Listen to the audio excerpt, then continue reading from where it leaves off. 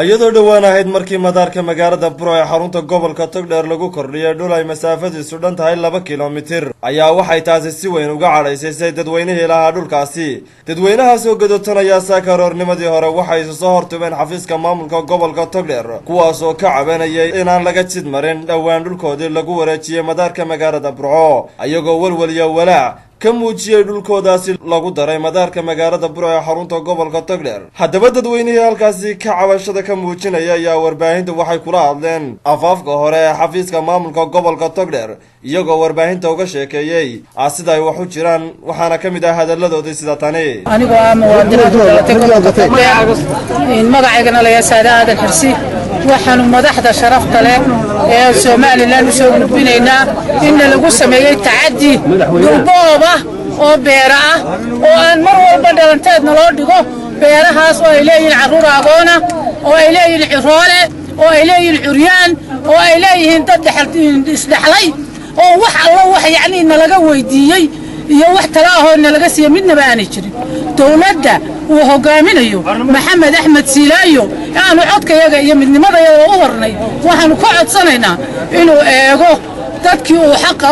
ma uu qaaday madaxtinimada tacaddi adag baa maalin walba lagu sameeyaa waa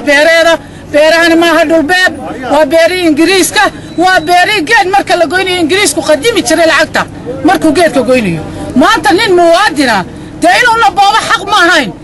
waa dawladda haday og tahayna taa noo sheegta hadii aanay ogeyn ha ogaato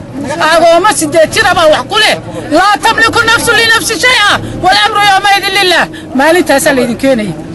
duubuga fiirsada tacaddiga lagu sameeyay amaal walba leedihiin dadkii beeraha way bixiyeen maanu bixin maanu cafiil agoon baale mas'uuliyadu baanu ka nahay ma qaadi karna xilka agoonta intiina waa la kulanay waxay nagu yiraahdeen araajo cabashaa soo qorta wixii ay naga aqbaleen been bay naga sheegeen beentu waxa weeye dhulkii waa la haniyay bay yiraahdeen ma aanan haniyeyn oo ma aanan ku heshiinin dhulka waanu haniyay been bay naga sheegeen mar hore mar dambe kuwii hore laga qaadiyo kuwa dambe toona waxaan laga kala hadlayaa dawladda Soomaaliland madaxweynuhu ka mas'uulka yahay ummaddu ka mas'uulka yahay iyo wasiirka aanan arag ee la sheego ee maxamuud xaashi Soomaadkan halkan waxaan lagu haystay ninka leeyahay cali mawlid iyo ina libaaxo barasaabka gobolku noo yimaado lagama war hayo ya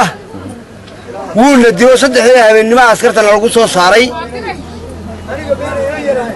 habeen barkii baa la laayay dumarkii laga baxay guriyaha agabkoodii iyo raashinkoodii iyo maryahoodii iyo dahabkoodii iyo xariirtoodba waxa lagu haystaa dawladda hoose qaybta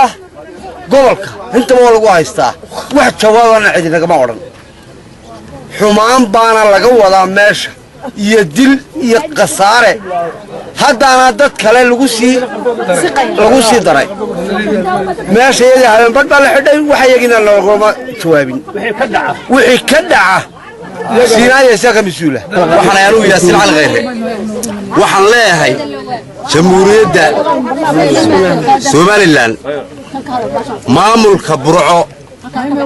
شعبكي ملكي عائلة هاين شار دولة أيام لقى قاضية لما نقص يسوع ملكي إلى إنجليز كانوا لهين عشورتي لقى قاضي سفيق لقى ساري دنتي يقول أي دولة قاضتي عقف بانو مرنا هنا وفلين soo xaniyeeya wax la aqbali kara ma dhanka kale waxa isaguna halkaasi ka hadlay isuduwaha wasaaradda duulista iyo hawada Soomaaliland ee gobolka Togdheer Cabdi Yaasiin Axmed oo ka sheekeeyay dadweynahaasi gadoodana isla markaana sheegay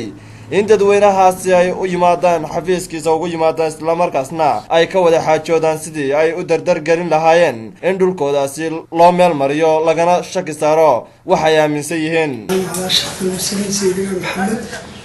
runtii soo sheegso halka daran beefa ka tirnimo gaadha baa la yidhi wayse jirtaa 2 kilomitir airportku ku fiday kayo standardka waxa weeye sida airportada caalamiga u sameysmaan awgeed ayaa waxa waajibtay maadaama qaybtii koonfurta lagaga soo dhawaado magaaladii ka soo gashay in airportku uu turko dhinaca waqooyiga 2 kilomitir airportku ku kulmay oo dhulda leeyahay waa sadan guud oo loo baahday oo qarannim ahaan loogu baahday oo gobolka Togdheer ahaan iyo in airport yeesho oo cabasho badan ka soo jirtay loogu baahday waxaana looga qorshaysan dadkii lahaa dhulka inaan la xaajiisano kala hadalno qancino u sheegno kulanno ومحمد علي أحمد كابه ورقة تلفزيون كمدة حبنانة بولشة TV مقارنة برعو.